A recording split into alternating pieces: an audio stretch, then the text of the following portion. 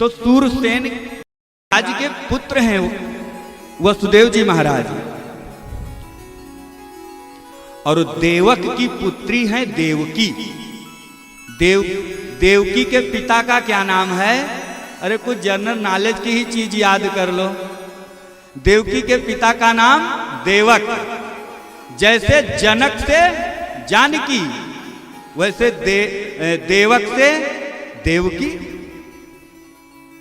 ऐसे बहुत सारे शब्द आते हैं जो पता चल जाते हैं, पिता के नाम से संतान का पता चल जाता है। तो देवकी मैया देवक की पुत्री हैं। आज बड़े धूमधाम से मैया देवकी जब बड़ी हुई तो ये हुआ इनका विवाह होना चाहिए। विवाह किसके साथ में संपन्न हो रहा है? वसुदेव जी महाराज के साथ। कंस की चचेरी बहन है मैया देवकी। बड़े उत्साह और प्रेम पूर्वक विवाह संपन्न हो रहा है। बड़ा दहेज दिया, बड़ा दान दिया है आज कंस ने। आज के समय में भी दिया जाता है ना, विवाह जब होता है बहुत खर्च करते हैं लोग, करना भी चाहिए। कंस ने क्या क्या दान दिया था अपनी बहन के विवाह में?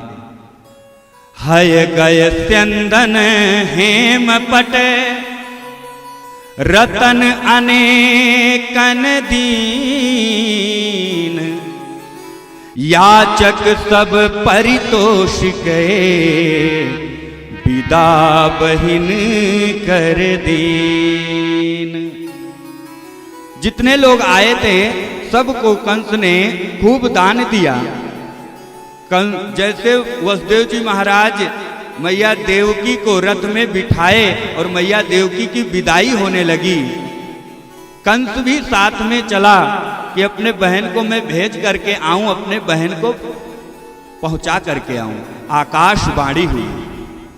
आकाशवाणी ने कहा, ऐ कंस, जिसको तू अपनी बहन मान रहा है ना, इसी का 8वां लाल आपका काल होगा। कंस ने जैसे इतना सुना कि मेरी बहन का जो 8वां लाल होगा वो मेरा काल होगा, कंस ने रथ रुकवाया। वसुदेव जी महाराज से कहा, रथ रोक दीजिए। वसुदेव जी महाराज ने कहा, क्या हुआ? कंस ने कहा कि आकाशवाणी आपने नहीं सुना क्या? अपनी बहन को रथ से उतार रहा था। वसुदेव जी महाराज ने हाथ जोड़ करके कहा, कारण तो बताओ। कंस ने कहा, जो ये मेरी बहन है ना, इसका 8वां लाल मेरा काल होगा। ये आकाशवाणी ने कहा है। वसुदेव जी महाराज ने बहुत समझाया, इतना समझाया कि देखो इसके लाल से आपको भय है, डर है, ना कि देवकी से है। देखिए वसुदेव जी महाराज कितने होशियार हैं। पहले वर्तमान समस्या तो टले, आगे जो होगा देखा जाएगा। अभी तो बचे। वर्तमान समस्या का समाधान किया वसुदेव जी महाराज ने। कहा, आपको इसके 8वें लाल से भय है, ना कि देवकी से। देवकी को छोड़ दीजिए। देवकी मैया भी कंस के सामने हाथ जोड़ करके खड़ी हो गई। कहा, भैया अभी मेरे हाथों की मेहंदी भी नहीं छूटी है और आप हमें मारने के लिए चल दिए। मैं भी आपकी बहन हूं। आपने पिता का धर्म निभा करके मेरा कन्यादान किया है, कितने दान पूर्ण किया है। आप मेरे प्यार को आप कितना मुझे मानते हैं भैया, आज ये क्या कर रहे हैं? कंस जब नहीं माना, मैया देवकी विलाप करने लगी। क्या बेटी का जन्म लेना इस संसार में बड़ा कठिन है? नहीं लेना चाहिए क्या? कितने प्यार और मोहब्बत से हमको सब लोगों ने पाला था, और आज भैया आप ये क्या कर रहे हैं? अरे आप वो रक्षाबंधन का दिन भूल गए क्या? मैं आपके लिए सबसे महंगी राखी ला करके भैया आपके हाथों में मैं बांधती थी, थोड़ी सी दया करो। मैया देवकी उलाहना देने लगी, कहने लगी, और भगवान से आज मैया देवकी कह रही हैं कि प्रभु आकर के मेरी रक्षा करो। क्या इस संसार में बेटियों को जन्म नहीं लेना चाहिए? मैया देवकी अपने भाव भगवान से कहने लगी, कभी तो विधाता लो सुध मेरी आकर, सजा तूने कैसे दी बेटी बना कर। कभी तो विधाता लो सुध मेरी आकर, सजा तूने कैसे दी बेटी बना कर। कभी तो विधाता, कभी तो विधाता लो सुध मेरी आकर, सजा तूने कैसी दी बेटी बनाकर। आज मैया देवकी विलाप कर रही हैं अपने भाई कंस के सामने।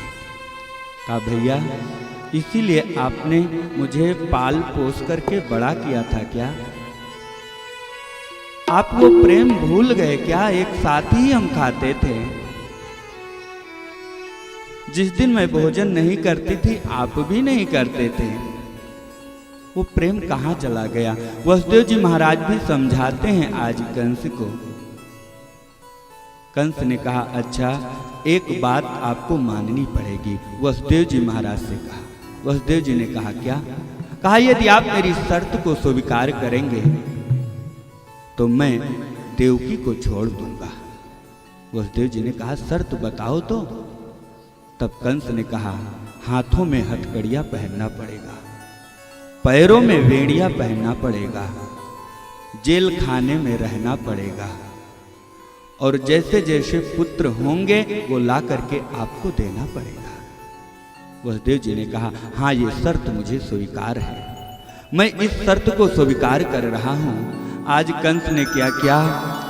हाथों में हथकड़ियां, पांव में बेड़ियां बांध दिया। देवकी और वसुदेव के कारागार में ले जाकर के बंद कर दिया। धीरे धीरे और 20,000 सैनिकों को जो है कारागार के चारों ओर लगा दिया कि जैसे कोई संतान होगी मुझे संदेश देना या वो संतान मेरे पास लेकर के आ जाना। 6 संतानें हुई। पहली संतान को कंस ने जैसे देखा, कंस को दया आ गई कि मेरा भांजा है, मैं इसे कैसे मारूंगा। कंस ने विचार किया मुझे तो 8वें से भय है, पहले दूसरे तीसरे से तो कोई भय नहीं है, क्योंकि आकाशवाणी ने 8वें के लिए कहा था। कंस ने ऐसे करते करते 6 को वापस कर दिया। नारद जी सोच रहे हैं यदि ये कंस ऐसे वापस करते रहे तो कंस का कल्याण कैसे होगा, कंस का उद्धार कैसे होगा। नारद जी जाते हैं कंस के पास में। कंस ने सारी बात नारद जी को बताई। नारद जी के हाथ में एक कमल का पुष्प था। नारद जी ने उस कमल के पुष्प को दिखाया और कंस से कहा कि अच्छा इस कमल के पुष्प में कितनी पंखुड़ियां हैं। कंस ने कहा 8। अब ये 5 उंगली है, यहां से गिनोगे तो 5वां अंगूठा और यहां से गिनोगे तो 5वीं कनिष्ठिका, कहीं से गिनोगे 5वीं उंगली सब नजर आवेगी। उदाहरण से जब समझाया नारद जी ने, कहा यह प्रत्येक 8वां मानो। कंस ने तुरंत आदेश दिया। 6 संतानें मैया देवकी के कंस ने मार दिया। 7वें के रूप में जब बलराम जी आए, भगवान ने योग माया को आदेश दिया। बलराम जी आए जैसे मैया देवकी के गर्भ में, अपनी योग माया से बलराम जी का एक नाम संकर्षण भी है। संकर्षण नाम कब पड़ा बलराम जी का? जब मैया देवकी के गर्भ को भगवान ने अपनी माया से खींच करके और ले जाकर के मैया रोहिणी के गर्भ में स्थापित कर दिया। और मैया रोहिणी के गर्भ से जो है फिर बलराम जी पैदा हुए। और पुनः भगवान जो है मैया देवकी के गर्भ में आते हैं और योग माया को आदेश दिया कि तुम यशोदा के गर्भ से पैदा होना। जब योग माया मैया यशोदा के गर्भ में आई, इधर भगवान का जो है क्या हुआ, सुंदर प्राकट्य हो रहा है कारागार में। सुंदर महीना है, शीतल मंद सुगंधित वायु चल रही हैं। मैया देवकी और वसुदेव जी महाराज के हाथों की हथकड़ियां, पांव की बेड़ियां खुल जाती हैं। अब भगवान जब जन्म लिए ना, तो होता क्या है, जब बच्चा जन्म लेता है तो निर्वस्त्र होता है ना। भगवान तो पीतांबर धारण किए हुए हैं, मुरली लिए हुए हैं, सुंदर स्वरूप है भगवान का, और मैया के सामने भगवान हंस रहे हैं। मैया देवकी ने कहा अच्छा ये तुम बताओ, हमारे तुम लाला हो या भगवान बन के आए हो? कहा नहीं मैं लाला हूं। तो कहा जब बच्चा जन्म लेता है तो निर्वस्त्र होता है, सबसे पहले तुम अपने वस्त्रों का परित्याग करो। भगवान ने कहा अच्छा ठीक है। भगवान मुस्कुराए, भगवान ने अपने वस्त्रों का परित्याग कर दिया। आज भगवान मैया के सामने निर्वस्त्र हो गए। अब माँ कह रही है जब बच्चा जन्म लेता है तो लाला रोता है, हंसता नहीं है। अब तुम रो। अब भगवान मैया के सामने रोना प्रारंभ कर देते हैं, किहाँ करके भगवान रो रहे हैं। माँ ने कहा हाँ अब ठीक है। वसुदेव जी महाराज और मैया देवकी डर रहे हैं कि अब हम करें क्या। वसुदेव जी ने तुरंत एक टोकरा था, अपने भगवान को उसी में लिटा करके लाते हैं। यमुना जी पार कर रहे थे, यमुना जी ने देखा कि आज तो मेरे स्वामी जा रहे हैं, आज तो मेरे पतिदेव जा रहे हैं, और यदि मैं आज इनका चरण ना छू सकी तो मेरे कितना अभाग्नि कौन होगा। तो वसुदेव जी महाराज के ऊपर जब वो टोकरी थी, अब यमुना मैया ऊपर आ रही थी। वसुदेव जी महाराज समझ नहीं पा रहे थे। भगवान ने क्या किया, अपने पैरों को नीचे कर दिया। यमुना मैया ने जैसे पाद स्पर्श किया, कहा जल का स्तर कम हो गया, घट गया। वसुदेव जी महाराज गोकुल में ले जाते हैं। रात्रि का समय है, मैया यशोदा के पास में योग माया लेटी हुई है। भगवान को वहां लिटा देते हैं। योग माया को जैसे कारागार में लाते हैं ना, योग माया किहाँ करके रोने लग जाती है। सारे द्वारपाल जग जाते हैं, सब कहने लगे हो गयो। जा करके कन्हैया कंस को बताते हैं महाराज 8वां हो गयो। अब ये हुआ लेकर के आओ। जब गए तो देखा कंस के पास में, तो कंस ने ध्यान से देखा तो कहा महाराज ये 8वां नहीं, ये 8वीं है। अंतर है, 8वां नहीं ये 8वीं है। लेकिन चलो कोई बात नहीं, मुझे 8वें से भय था।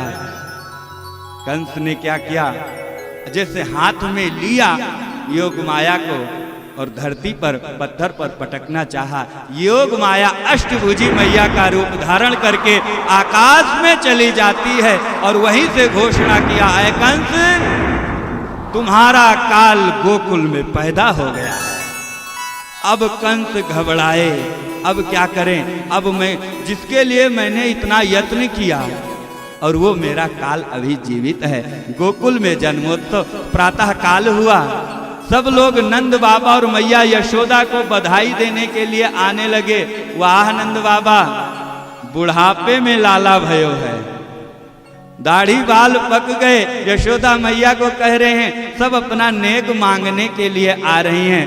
सब लोग गीत गा रहे हैं, सब लोग उत्सव मना रहे हैं और एक दूसरे को बधाई दे रहे हैं। सब लोग कह रहे हैं हम लोग भी गीत गाएंगे, बधाई देंगे, एक दूसरे को उत्सव मनाएंगे। बोलो द्वारिकाधीश भगवान की। बाल कृष्ण भगवान की जय, नंद नंदन भगवान की जय, माखन चोर भगवान की जय, देवकी मैया की जय, वसुदेव जी महाराज की जय। जय जय श्री राधे।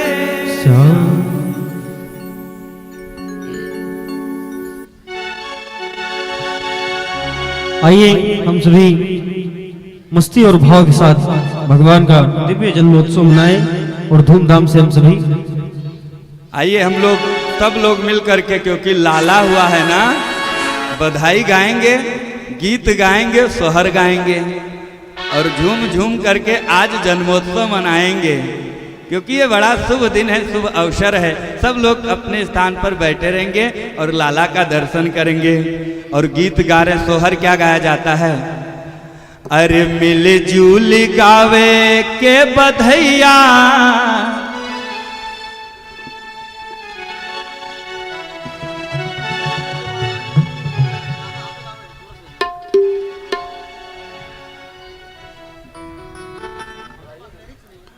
अरे मिलजुल गावे के बधैया, बधैया गावे सोहर हो। आज कृष्ण के होई है जन्मवा, जगत गाई सोहर हो। आज कृष्ण के होई है जन्मवा, जगत गाई सोहर हो। मिलजुल गावे के बधैया, बधैया गावे सोहर हो। आज कृष्ण के हुई है जन्मवा, जगत गाई सोहर हो। आज कृष्ण के हुई है जन्मवा, जगत गाई सोहर हो।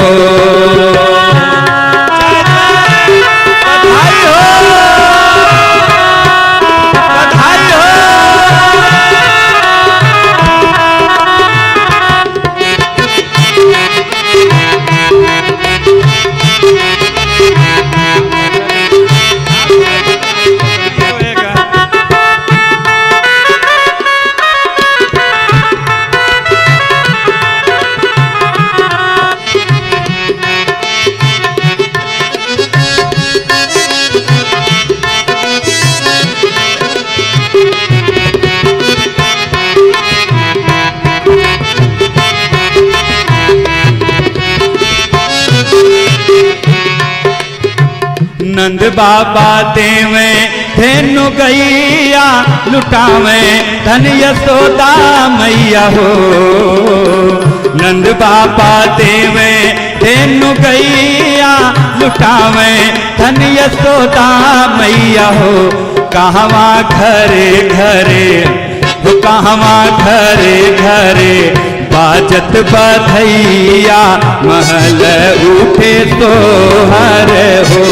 कहवा घरे घरे बाजत बधैया, महल उठे सोहर हो। जय जय।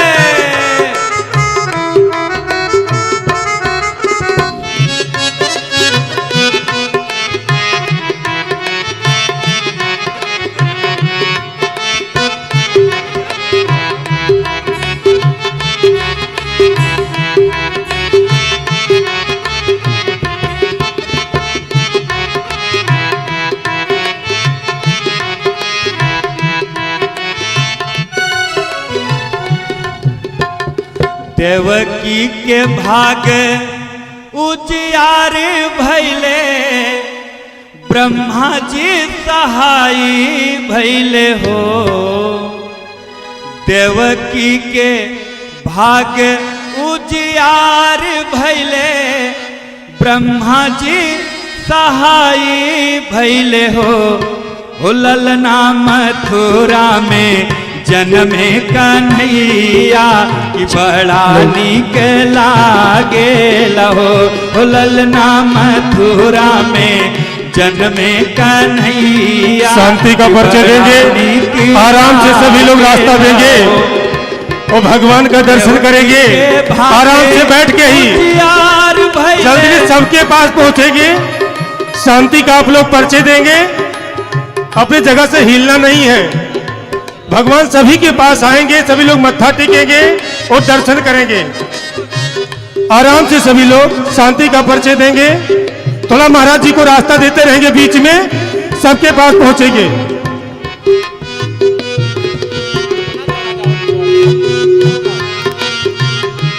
ललना मथुरा में जन्मे कन्हैया कि बड़ा नीक लागे लहो। ललना मथुरा में जन्मे कन्हैया कि बड़ा नीक लागे लहो।